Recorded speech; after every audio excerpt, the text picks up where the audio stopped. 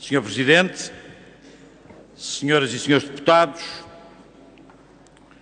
o balanço ritual que aqui somos chamados a fazer sobre o processo de construção europeia em 2008, tão ritual que o respectivo relatório e extensa documentação anexa só foi distribuído aos grupos parlamentares à última da hora, e sobre a participação nele do governo português, tem de ser analisado na realidade à luz também dos seus resultados em 2009. Em primeiro lugar, com o apoio do governo português do PS, o Conselho Europeu levou a termo o processo de recondução de Durão Barroso na presidência da Comissão, esquecendo não só o seu protagonismo na Cimeira da Vergonha nos Açores, que desencadeou a guerra do Iraque, e na difusão das mentiras que a justificaram, como dando assim o seu aval às políticas e propostas neoliberais e antissociais que a atual Comissão subscreveu contra o protesto e a resistência dos movimentos sociais em toda a Europa. Se considerar a manifesta incapacidade da União Europeia em definir respostas económicas e sociais compreensivas e verdadeiramente europeias de resposta à crise atual, se nos lembrarmos que de toda a retórica moralizante dos responsáveis atuais da União contra as fraudes e o banditismo no sistema financeiro não saiu, por exemplo, uma única medida concreta para acabar com os offshores, somos levados a concluir que o atual Conselho Europeu e com ele o governo do PS, o que pretendeu com a recondução de Durão Barroso foi realmente sancionar a estratégia neoliberal que tem presidido à União Europeia. O que se pretende é sancionar a estratégia que preparou e possibilitou a crise e que se recusou a dar-lhe um combate em defesa dos interesses dos assalariados, dos desempregados, dos precários, dos imigrantes, em suma dos mais fracos. Ocultando-se o governo do PS para o justificar por detrás de argumentos patrioteiros ridículos e, na realidade, indignos de um verdadeiro debate político.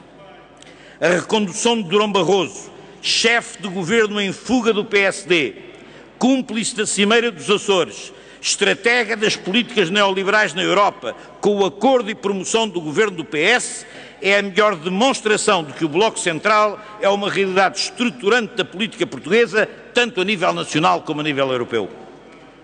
É uma alternativa pela esquerda a essa política que nesta bancada se propõe. É isso que se discutiu nas eleições europeias, onde o PS perdeu. E é isso que se discutirá nas lutas sociais e políticas que aí temos pela frente.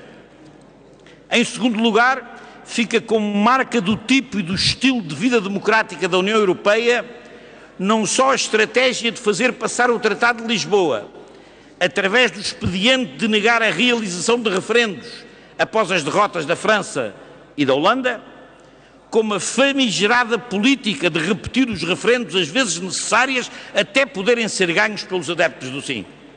Na Irlanda, as condições para aceitar a repetição do referendo obrigaram a União a introduzir em anexo novas disposições que alteram por vezes substancialmente o texto original e que irão estar presentes também, tudo indica, no texto do Tratado de Adesão a apresentar à Croácia.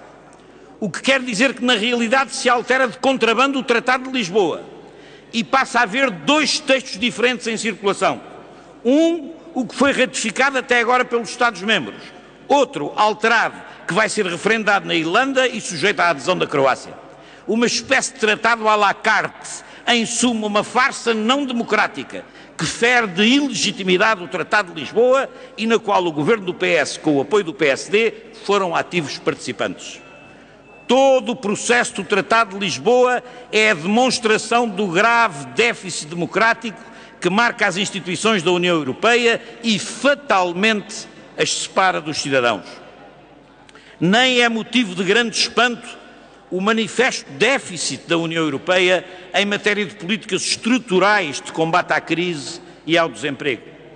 Afinal, senhoras e senhores deputados, o que haveria a esperar de uma Comissão que, no fundo, preparou e facilitou o impacto da crise com políticas apostadas na destruição dos serviços públicos, de fomento do desemprego e da precariedade, de agravamento da exploração do trabalho, com políticas de prevalência constante da construção europeia em matéria de polícias e de informações sobre o social e as políticas de coesão.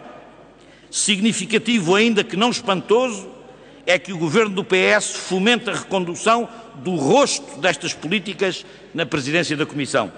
Espantoso, isso sim, é que eles não percebam que é também por causa disso que houve mais de 50% de cidadãos e cidadãs europeus que não foram às urnas nas eleições do passado dia 7 de junho. E quando foram, foi para recusar, ainda que por diversas formas políticas, essas políticas de déficit democrático e social. À luz de tudo isso, senhoras e senhores deputados, a proposta de resolução apresentada é naturalmente e totalmente falaciosa e inútil. Iremos, portanto, dar-lhe o voto correspondente, a recusa. Muito obrigado. Senhor deputado.